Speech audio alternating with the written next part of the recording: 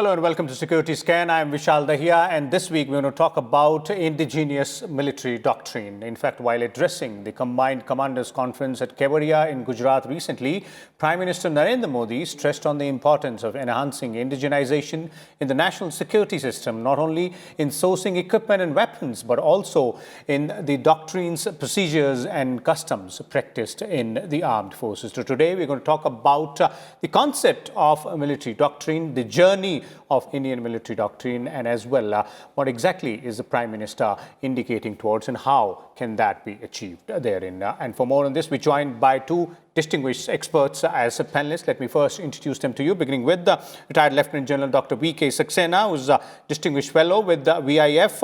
We also have with us senior journalist Mayank Singh, who is a special correspondent with the New Indian Express, looking after the defense sector. Welcome, both of you, gentlemen. And let me begin with you, General Saxena, and let's start with, not only the journey of doctrinal development in India, but also the concept itself. If you could make our viewers understand what exactly is a military doctrine. Actually, 101 definitions have been adapted and cited for military doctrines, sounding high-sounding English words. But I will just say very basic thing that a military doctrine is nothing but a base reference document. This document contains guidelines which drive our armed forces to conduct their assigned task in pursuance of the national objectives in the best possible manner. As some of the other writers, and is also included in a later doctrine, the soul of a doctrine are for a country, who are we, what we do, and how we do it. That means what is our national character, what is our national aim, what is our national objective, what is our national security policy, and how do we do it.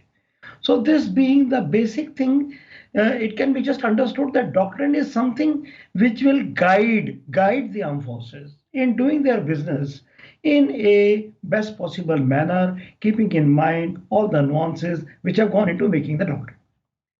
Now, talking about the doctrinal journey, actually, I will take you back 5-6 decades, and in the period of around 70s, 71 war and thereabout, our doctrine, actually our thinking of military operations or conduct of military operations was purely a defensive one. That means we have no content in the doctrine which is of offensive nature. So our doctrine at that time was purely defensive, means our guidelines to conduct business purely defensive. As the time passed, towards the 80s, a need was realized that the character of warfare was changing, and there was a need to induct a little bit of mechanized and offensive content in the conduct of warfare, in the conduct of doctrine. What happened around that time? 1987 to 1989, IPKF happened. The peace force, the peace enforcement in Sri Lanka took place. In 1987, a new concept of warfare, the insurgency in J&K, rose to its peak, giving rise to an element of warfare related to counter-insurgency and counter-terrorism. Then what happened? Kargil War came. Kargil War came, gave us the concept of wars in mountains and altitude, and what are the nuances of it. Then again, I bring you back to 2001 attack on Parliament, which took place, and thereafter Operational Parakram. At that time, around that time, the thinking was to again, post Kargil War, to develop another doctrine. And Indian Army came out with its doctrine called the Doctrine of Limited War. We were that time thinking of conduct of limited conventional operations in the overhang of nuclear backdrop, because both India and Pakistan at that time were nuclear power countries. And therefore in 2004, the doctrine which came out, Indian Army Doctrine 2004, was also colloquially sometimes called the Cold Start Doctrine. Indeed. There were three anchors to this doctrine. What was that? The doctrine was that you keep the operational readiness of forces to such high level that they can get into operations, especially the strike codes, in limited or in the minimum possible time, that is from a cold start, that is from no warning period, that means surprising the enemy, cold war period. Therefore, if the enemy is surprised by our cold start, you will be able to cause a significant destruction on the enemy. Then what will happen? You will be able to quickly gain land in the enemy Okay. territory, which will be used for bargaining. And thirdly, you will remain below the threshold because it is a limited war, below the threshold of Definitely. starting a nuclear trigger. That was 2004. But during Op Parakram, it was realized that this concept, which was basically Sundarji's doctrine, drew heavily on American concept of air-land battle. Operation Enduring Freedom was also launched that time. So around that time, this concept of follow-on forces and so on, it was realized that this dream of cold start, actually, our cold start never happened. The strike force took 3 to 5 weeks to mobilize, and we lost the opportunity. What was the concept of cold start? And thereafter, as you may have heard, our chief also, CDS also talking that there is actually no cold start. We thereafter embarked on a concept Okay. called integrated battle group concept. Okay.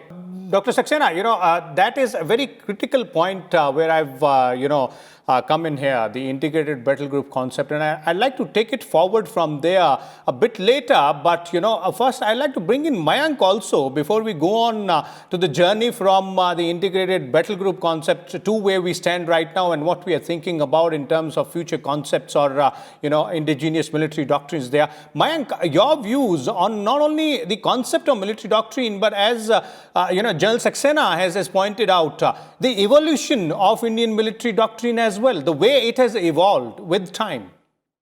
See, there are certain opinions and rather perspectives that India had not been a country wherein strategic thinking has been part of the culture. But I have a completely different view, and maybe not, if not written documents, which started after 1995, that your doctrine was mentioned into letter and spirit, actually, into documents. But if you understand, we were fighting war since we became independent. So wisdom of our leaders, which is military leaders, was there as to how to conduct a war or how to fulfill the will of the nation. So there was no lagging in that part. Only thing is that when you talk of doctrinal growth and the journey, as you are saying, 95 first document, 2004 Army's own doctrine, Air Force, Navy's their separate doctrines. Then they have started adding to their doctrines. New doctrines were issued. 2017 integrated doctrine was issued. Now what I'm trying to tell you is actually India is also evolving as a military power. Now evolution. It can be organizational evolution, it can be in terms of equipment, and that drives your doctrine, your policy, and your strategy to conduct war. Now, strategy in mountains can be different, strategy in deserts can be different, strategy in riverine areas can be different, and coming to the level of what happened in Eastern Ladakh, there had been different ways and means by which we fought war, but then reference has been the doctrine which we are talking of today. Further, talking of the future, now that we have got our CDS, CDS is going to be the central point of synergy, and that will also affect the doctrine. Doctrine in the sense that how it is going to affect is integration now. Integration of everything, training, equipment, and thinking. If that is thinking, then in terms of India has always been called as pacifist power or a defense force. That has gradually also shifted, that you took decision, and the biggest decision which was taken was surgical strike, which is political leadership. It took onus of conducting or sending the force to the enemy area wherein it thought, preempted, that there was kind of a danger existing. So now you see the kind of evolution which is piggybacking or which is dependent on the evolution of your warfare, your equipment, your economy, and that's how the things are shaping for you. And that shapes the evolution which is going to further increase or further change in future. Okay, that's quite an interesting point there which you brought in, Mayank, in terms of how the integrated approach is the concept of the day or the word of the day there. General Saxena, if we have to understand this integrated approach, which is being talked about or worked upon for quite a few years now, and the way you were describing that journey, and then post 2004, we spoke about integrated battle groups as well, the 2017 integrated doctrine, and now the concept of indigenous military doctrine. What we want to understand is what's the difference here, and then how are we going to approach this indigenous military doctrine concept? I will take a point, leave from what Mayank has said. And very rightly, he said that there have been two very important voids which has happened.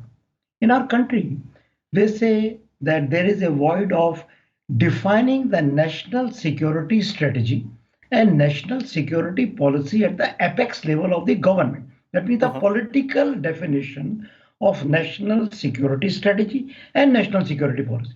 But it was debated many times in the parliament that these documents are not a void because this is well understood by our defense forces and it is incorporated in their task documents. And what we had over a period of time was nothing more than an Raksha Mantri's operational directive, RM's op directive. What we came after learning, I'll pick up my thread from what I said, is after seeing the debacle of the cold start, when we came to the IPG, which again army oriented, means defense forces, means army forces, means divisional size battle groups composed of all arms, capable of taking swift offensive operations across the in the adversary's land. But the concept which we came closest in the doctrine was, as a man brought out, is a joint doctrine of the Indian Armed Forces issued in April 2017 by headquarter IDS. Now, what is this? There can be any number of critics on this document. This is lacking, that is lacking. But to my way of thinking, this is the first time at the national level, at the headquarter IDS level, we started by defining the national values. What is our national value? Our national value is resident in our constitution: sovereignty, secularism, democracy, a secular structure, equality, etc. What is our national aim? If went out to decide national aim is to create a conducive environment for external and internal progressive growth of the country. What are our national interest? National interest of sovereignty, of territorial integrity, of preserving the democratic and secular nature of this country, to safeguarding the strategic, political, economic, and military aims of this country, to ensure that there is a stable environment. All this was defined in this document.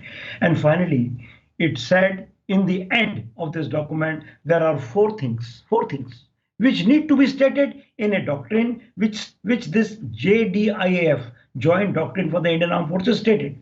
We must maintain a credible deterrent capability to dissuade enemy and maintain national interest, to ensure that our defense of national territory, of our airspace and maritime interest, as well as cyberspace was added, is secured, to ensure international peace and security through constructive engagement, and have a secure internal environment. This is the closest, Vishal, we had come to a doctrine. And now a new leaf was turned by the Prime Minister talking about indigenous military doctrine. Now, when people are talking about indigenous military doctrine, they are reading only half the story. The Prime Minister never said indigenous military doctrine as doctrine.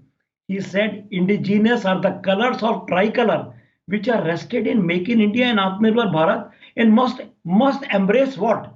Weapons, equipment, procurement, our procedures, customs, priorities, and doctrine. That is the whole concept of this, how it has evolved, how it has shaped up, and what is the PM's view on it.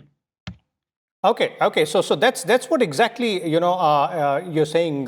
Prime Minister meant when he spoke about the indigenous military doctrine concept. They're looking at it in a holistic view. Mayank, your view on this concept of indigenous military doctrine, which is being propagated now, and how do we achieve this? What are the changes which needs to be brought in various aspects of those strategies or policies at the apex level, which even Saxena was referring to? See, it is a matter of evolution actually.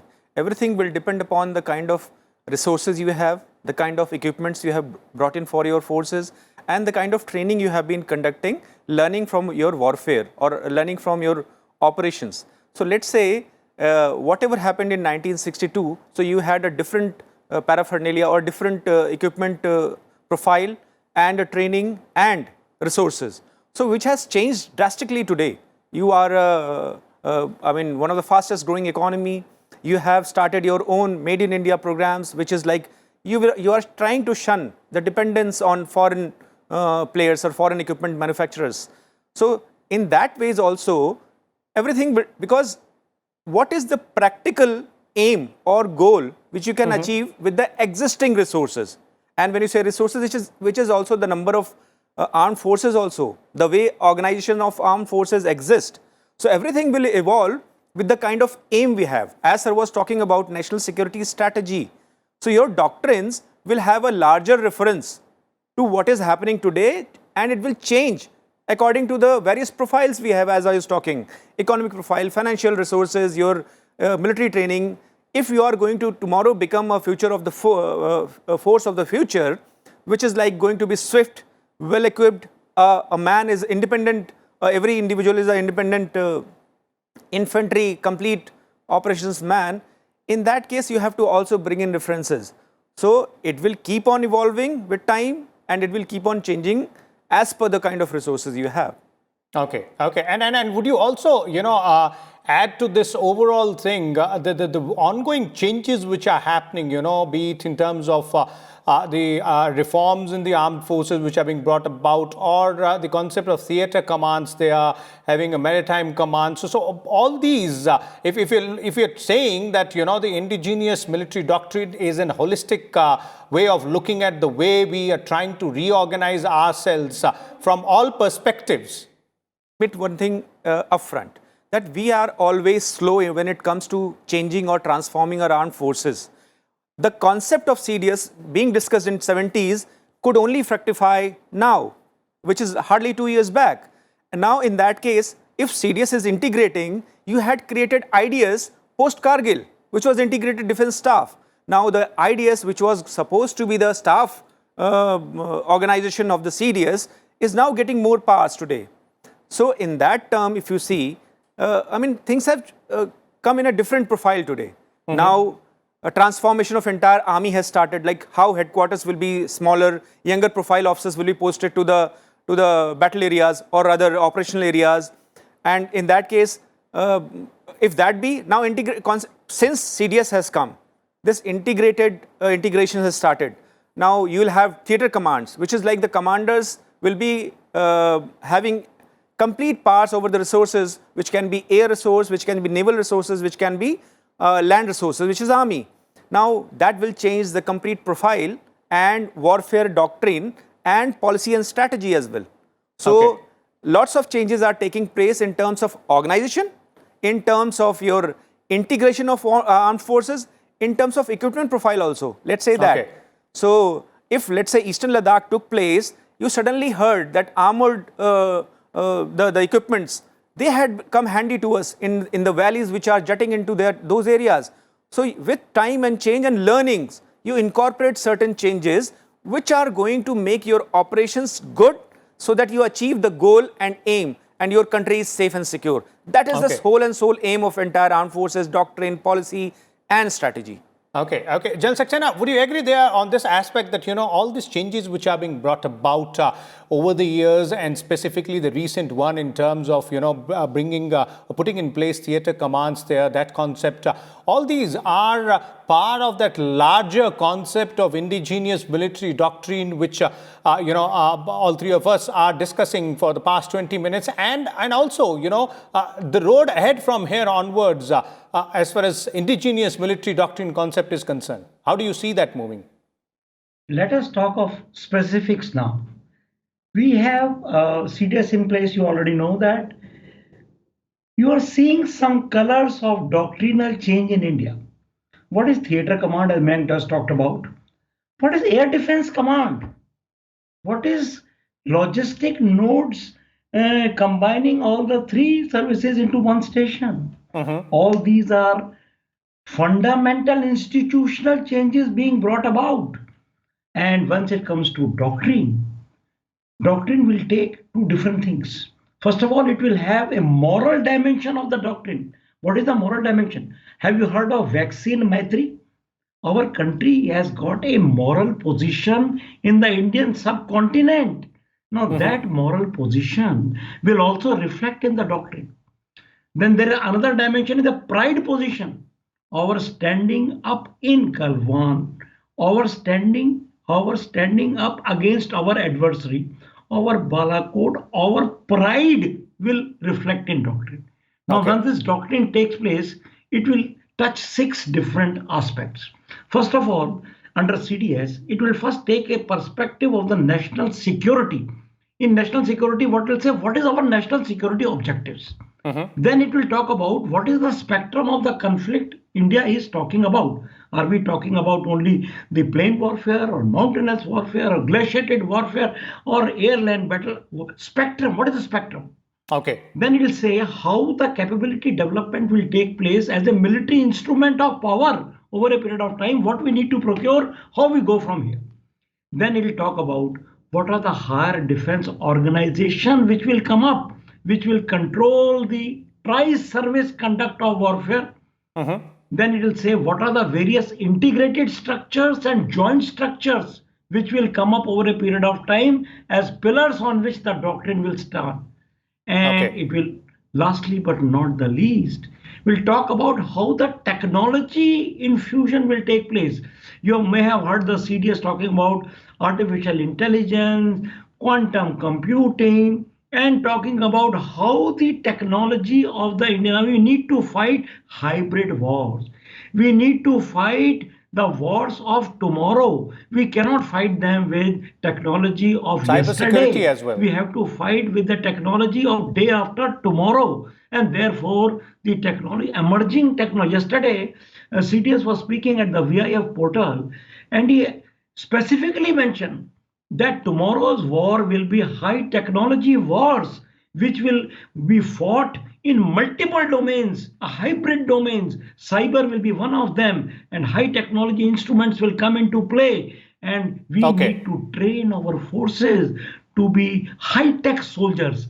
This all will be reflected in the doctrine. Not only national security, not only spectrum of conflict, military instrument of power, hard defense organization, integrated and joint structures, technology upgradation over a period of time. This is how we will grow from here. Okay. So those are the broad contours there, as pointed out by both Lieutenant General V.K. Saxena and Mayank there as well. Thank you so much, gentlemen, for your views and insights for our viewers' benefit on this very important concept here, the indigenous military doctrine, as our panelists were pointing out.